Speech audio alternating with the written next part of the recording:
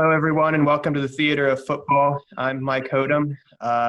Come to you today after United's 2-2 draw with Southampton, not the result we wanted. Today I'm joined by Patrick Heinrich. Hey, everybody. Feeling a little down, but want to talk about it. And also joining us on audio is Jeremy Forbes. Hi, Jeremy. Hey, guys. How's it going? That's the question of the day. How's it going? Well, it was a good weekend. Chelsea were dismantled by Sheffield United, then Leicester imploded at Bournemouth yesterday. City's ban European ban got overturned this morning, which is what I wanted. Not everyone shares my view, as I understand. But then we come up against Southampton, and credit to Southampton, they pressed us. They didn't back down, and they got the late equalizer, which I'd say they deserve. So Patrick, I'm going to start with you. You concerned at all about what you saw today and with the squad going forward? Well, I was actually kind of really excited going into the end of the first half. I thought that it was good to see that we were able to score some goals. I thought Marcus Rashford was doing a great job in the first half. I thought he did a great job the whole game, actually. But I thought we were showing that we could, still put together some solid plays that didn't always necessarily involve Fernandes and Greenwood. But we also had a lot of sloppy plays in the midfield. I thought Pogba had a rough game, gave away a lot of balls. I thought even Matic on a few occasions also gave away some balls. I was encouraged to see the level of play from the other forward half of the team that we haven't, seen a whole lot from. I thought, but at the same time, it was difficult seeing kind of our midfield backpedal a little bit personally. And I don't know how you felt. Yeah, well, Pogba was, of course, at fault for that first goal, and he got caught on the ball a couple times. He didn't seem to be sharp. He did have if you want to call it, the hockey assist on both goals. So you have to give him credit there. But overall, it wasn't his best game at all. And he was taken off early. I think he always was – that was a substitution that Ole was always planning. Yeah. I thought Wan-Bissaka had a very bad game too. Yeah, his tackling was not what his tackling. He's one of the few players I enjoy watching tackle, and today he just didn't tackle. His tackling wasn't there, but he committed a few fouls and ended up getting booked. Yeah. But overall, yeah, it was pretty disappointing. Jeremy, you mentioned to me privately yesterday after the Leicester match that you were worried about us not seizing full advantage of the opportunity given to us. And it seems like you're right. You want to elaborate? Yes, I've just noticed the last couple of seasons that it seems to be a really sad but negative trend on our end and our behalf. When we've gotten late down into the season like this, the last couple of seasons, and we are looking in pole position to get into a place that we wanted to be and needed to be, and we were gifted chances by other teams to capitalize. We inevitably never did, and I was a little bit afraid that there would be a similar type outcome today. And I think there's a few different reasons why I feel like that it was the case today, and that it keeps with a bad trend.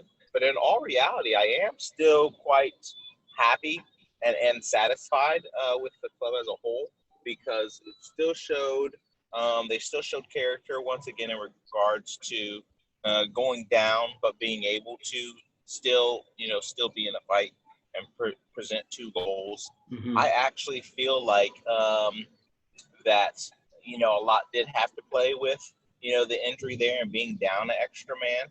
As sad as that may sound, sometimes that happens and it does affect you. And then I read something, because sadly I'm on the road today and I wasn't able to watch the game, but maybe one of you can elaborate. There was actually a note where one of Southampton's players should have been sent off, and that didn't happen. Is that true? Did you see that? Did you agree with it or did not agree with it? Patrick, do you want to Or Yeah, I think you should take that one. well, Ward-Prowse was booked in the first half when he basically tried to rugby tackle Fernandez. Bruno. Yeah. And then in the very first minute of the second half, he came in on Modic with his studs up around his knee, and the referee gave a foul, but it should have been a second yellow card. And then, of course, Ward-Prowse, who, in my opinion, is one of the best dead ball deliverers in the Premier League, is delivered a great corner that got flicked on, and Obafemi turned it in on the back post to equalize the match in stoppage time. So that's what happens. Maguire probably should have been sent off at Chelsea in the winter. Yeah. And he wasn't, and then he scored our second goal in that game. So we get the breaks. Sometimes we get the breaks, sometimes we don't. So, but yeah, he should have been. Ward-Prowse should have been sent off. Should have seen a second yellow card in the second half, early in the second half. And was there not? Did you not see something also in that game where Romeu should have potentially been sent off in the first half as well, but VAR overturned that? Do you agree with that? No, they were making a note that VAR kind of messed up on that. I didn't get to see it. Watching the game, I don't think VAR actually made an official review of it. What happened was Greenwood came back into our own half to retrieve the ball and released it. And Romeu came in real late and stepped on his ankle, I believe. And I didn't – it was late, and the referees saw it and played advantage, I believe. But I didn't think – it didn't – you could make an argument that he did it on purpose, but to me, he just looked clumsy. Yeah. And I don't know if it would have been warranted a direct red. I don't I think the Ward-Prowse thing would be the more – egregious of the mistakes. Of the two, yeah. If Romeu did do that on purpose, I mean, it was skillfully done on purpose because of the way that, his body language was going into it. The fact that he, was looking away from the when they came together. I don't think it was, they looked at it. VAR didn't come into play, but I don't think it was a foul either. Yeah, I think in that instance, Romeu was probably thinking that he wasn't going to necessarily slow up, that he was going to make sure that Greenwood knew he was there, but I don't think he meant to step on him or anything like that. Yeah, I think that part was just accidental. Like they seemed like they wanted to make Greenwood feel like he was in a match, which is what I've been expecting after the past few games, was a team to come in and really try to challenge him physically, and they did that to their credit. Besides that, speaking of, physical aspects of it, Luke Shaw had to be subbed out in the second half when he rolled his ankle. And then Brandon Williams came in and suffered a head injury when Walker Peters flew into him and opened up his head. Unfortunately, that was kind of gruesome to see. But he had to go out, and we had already used all three of our substitution windows, even though we did have technically a sub left. We couldn't use it. So going forward, we have Palace on Thursday, and we have Chelsea again on Sunday, and we don't really have a left back. Is this a cause for concern, Patrick? Yeah, I don't think. I mean, I maybe it's the optimist in me, but I don't think Luke Shaw's injury looked that bad. I mean, I know he's injury prone. I'm hoping that we can, by his thinking that he was able to run it off, and when he came off and then came back on again, that shows me that he was trying to be optimistic. I think probably when he was there, coming off on the field, he probably had a chat with Solskjaer, and he's like, if you want to go, great, but don't hurt yourself. If you feel like you need to come back, because we don't want you to get really injured with these games coming up. So I think that's probably what happened. He came back on thinking he was okay, and then came immediately back off. But I think that shows some degree of optimism for his condition. Brandon Williams is definitely concerning, though. I think if we don't have a backup, I think Brandon Williams is an awesome, deterrent as well. Whether he can recover from a head injury, I think is, also a little optimistic too, if he'll be able to play. I feel optimistic that, at least you'll be able to start with Shaw. That I think is good enough for me. The problem I see though is he's also been doing a lot of work at times coming in on the right when towards the end of the game, while Masaka needs a sub off. So Oh, that's true. he's been very trusted by Ole for both of those potential things in the game if we need it. Yeah, you're talking about Brandon Williams coming in on the right. He's done that a few times just since the lockdown for Wan-Bissaka. This presents potentially a problem. To give Jeremy kind of the full context, Luke Shaw, he got injured. He went down. The trainers went out there. They were getting Williams ready, and the trainer kind of waved them off, and then Luke Shaw himself waved him off, and then he went back out there for like a half a minute. And then he went down again, and actually he might not have gone back down again, but they made the sub, and he did limp off, so he definitely did not make a full recovery. But there is optimism, like Patrick said, that maybe it won't be a long-term injury. I don't know if he'll be able to recover in 72 hours though. I've rolled my ankle many times, and sometimes you can run it off in the moment, but that's a hard one to come back from in 3 days. But hopefully he could be back for Chelsea on Sunday. Brandon Williams, if he had a concussion, which I don't want to speculate, but given the amount of blood I saw in his jersey and how groggy he looked, it didn't look good. So I would expect him to be out for at least the next couple games. But wish him well, because that was a nasty hit. Yeah. What is concussion protocol again? Do they have it where you have to stay out so many games, or is it just a period of time? I can't remember. No, I think you just have to pass a test to come back into the squad. Like, I don't think it's as like we're Americans, so we watch the NFL, and it's very strict protocol these days for American football to come back into. I think it's the same way for rugby if you're watching over in England or Australia or somewhere. But I don't know if it's as strict for soccer. I'm not familiar really with the concussion protocol. I know I remember Vertonghen, I believe it was, had a concussion late last season, and he shouldn't have even gone back on the pitch, but he did, and he ended up it ended up being kind of a bad scene. But he was back in action, I want to say like a week later, or maybe it was 2 weeks, but he wasn't out very long. And that one looked pretty bad to me. Okay. This one didn't look great either, but I don't know if he lost consciousness, and I don't know all the symptoms and whatnot. Yeah. Other than blood. Yeah, I think it really depends on the initial assessment afterwards and what it gets deemed as. That's usually, the next step. Yeah, but unlike Shaw's injury, it was the trainers that went out there made it apparent pretty early on that he couldn't continue. Yeah.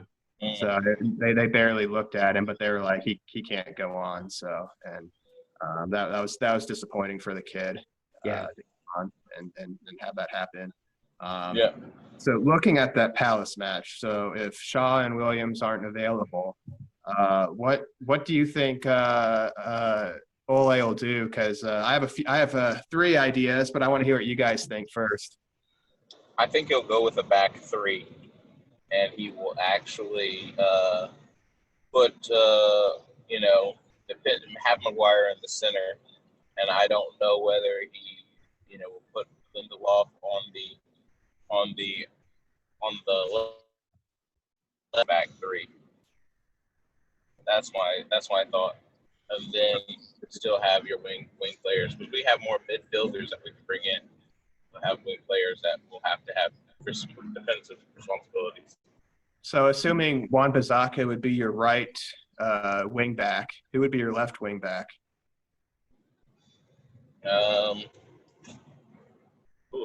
That's a tough one. Did he have Fred in defense the latter half of this game?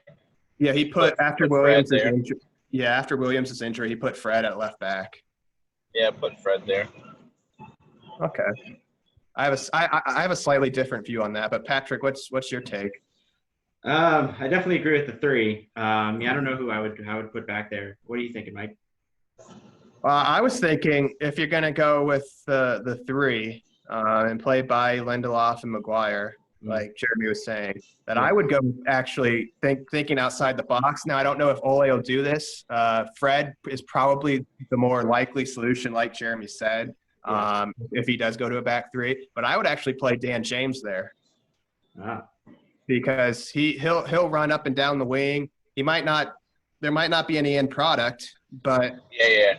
but he'll put in a shift at least and get back and help out. Fred, again, I don't know what end product there'll be. I just worry about Fred's unfamiliarity with that type of role. Yeah. And I don't know, but maybe I'm wrong to trust James before trusting Fred and that type of position, but that's sort of who I was thinking. Because I'm also thinking that Modic just played 90-plus minutes. I don't know if he'll be ready to start on Thursday, considering the number of minutes he's logged in that last couple of weeks. We might need Fred to play in the midfield.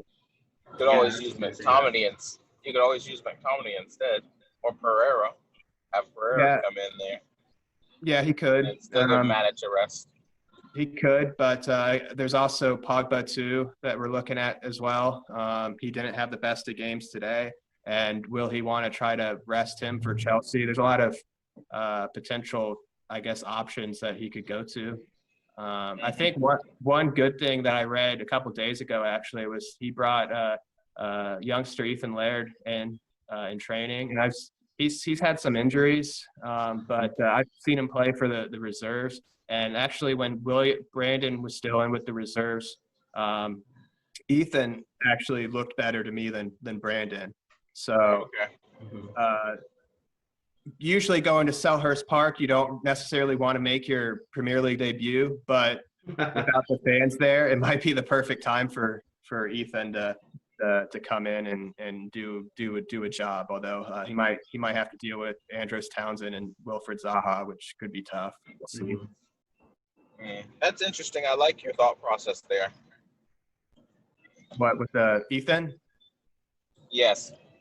Yeah, and I think if he brings him in, it won't be in a flat back four either. I think there'll be the back three, and he might play him as a wing back to help him out.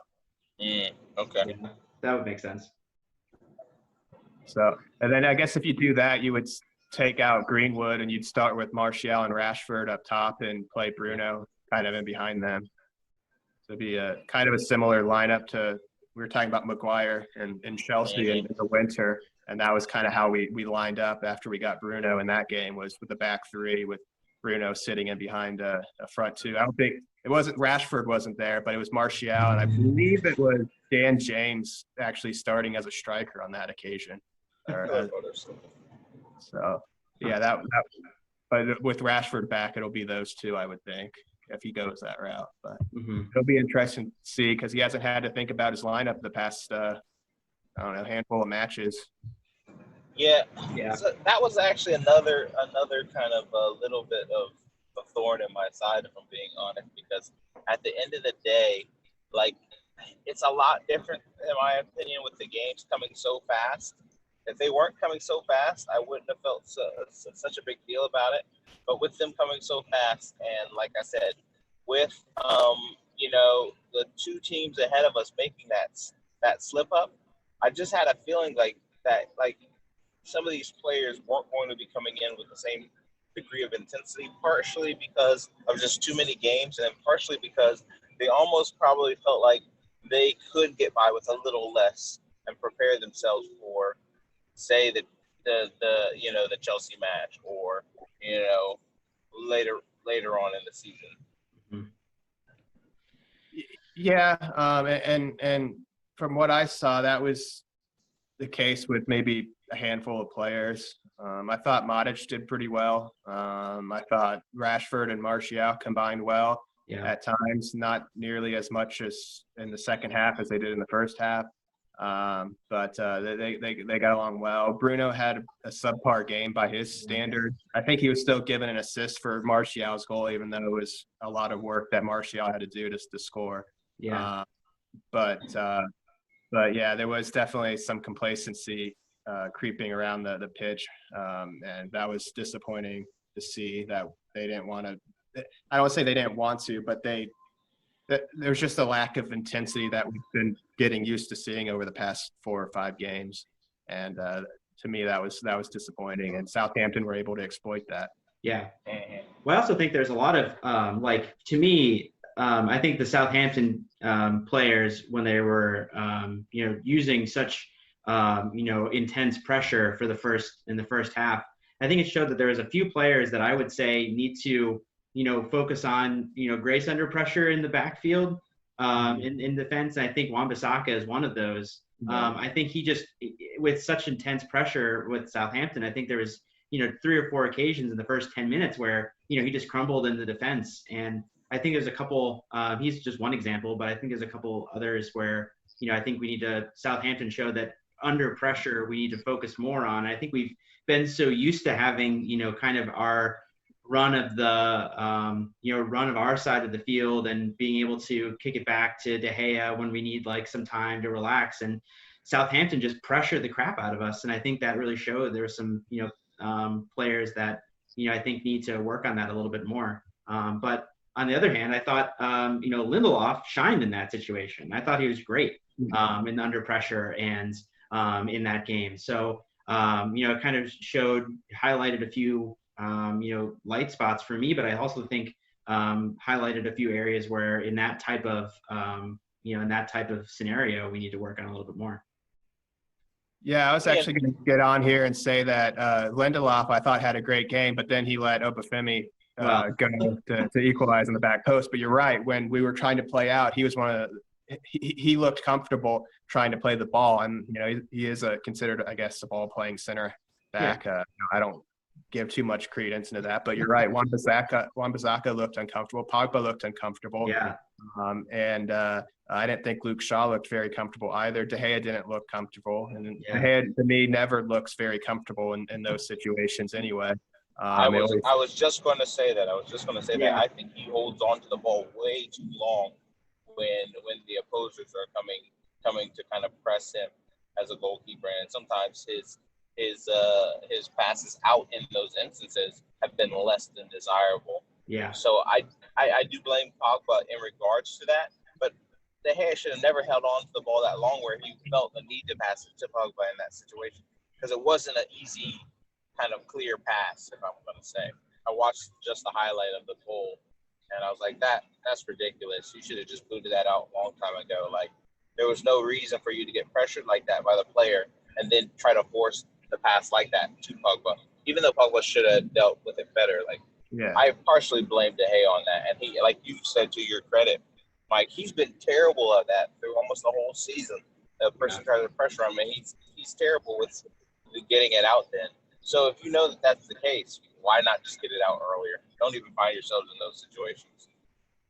Yeah, and actually, Martial, to me, had his best game getting the ball and holding it up, keeping control of it, getting us up the pitch when we were under pressure. So it was a good game. If you were going to go long, just play it up to Martial because he had his control boots on today. Yeah.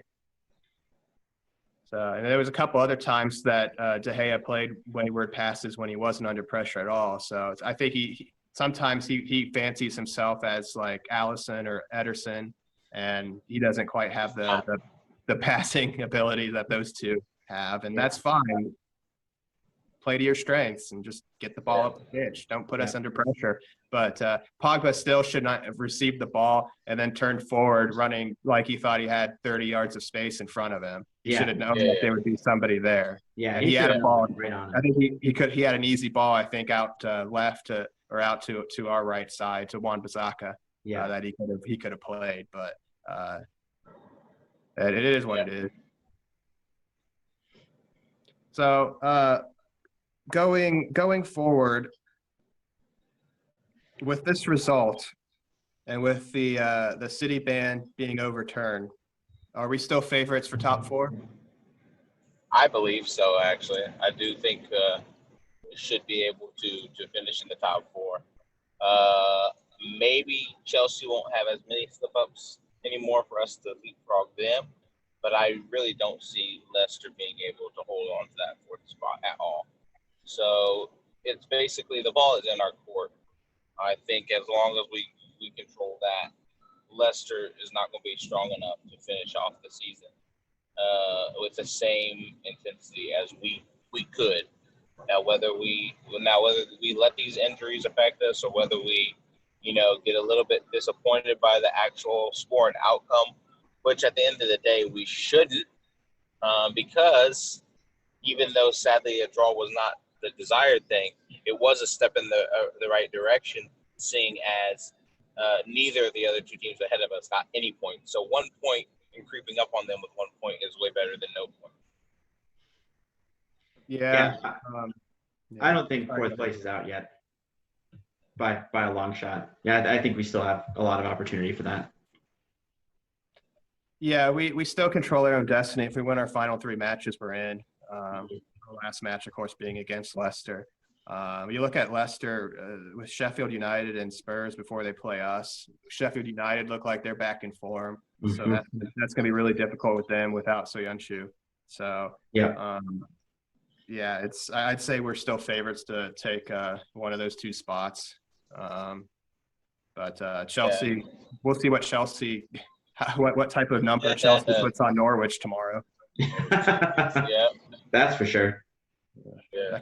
That could get ugly if Chelsea's upset with how they played against Sheffield United, which they really should be. So. Yeah, for sure. They're like the kid that gets beaten up and decides to punch the small kid as hard as they can. That's exactly it. But once again, one of the things that we said, Mike, talking the other day, was the thing with Chelsea is they should definitely win that game. No, easy does it. But now, with Norwich having nothing left to play for, and the players just going out there could be an instance with the extra pressure actually on Chelsea and no pressure on them. Like, maybe they could draw that game, and that would be good enough. They would, that's not going to be what Chelsea would need whatsoever. And even though Liverpool might do some shady business and not really come out to play against them, I still don't see them winning that game. I see that as another draw for Chelsea. So if you're not careful, you get 2 draws where you should have a win and a draw.